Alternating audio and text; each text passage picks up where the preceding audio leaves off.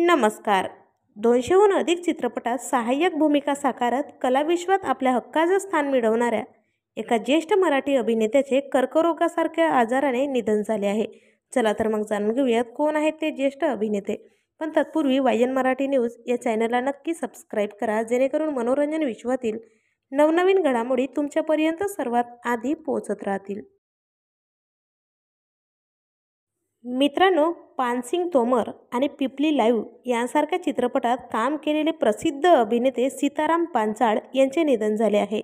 गेल्या अनेक दिवसांपासून ते किडनी आणि कॅन्सरशी झुंज देत होते. 2014मध्ये त्यांना कॅन्सरचे निदान झाले. यानंतरही त्यांनी हिंमत न हारता जॉली LLBमध्ये काम केले.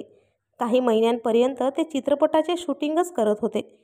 1994 साली आलेल्या ब्रँडेड क्वीन या चित्रपटातून त्यांनी बॉलिवूडमध्ये पदार्पण केले होते. कॅन्सरशी लढताना त्यांची आर्थिक परिस्थितीही नाजूक झाली होती.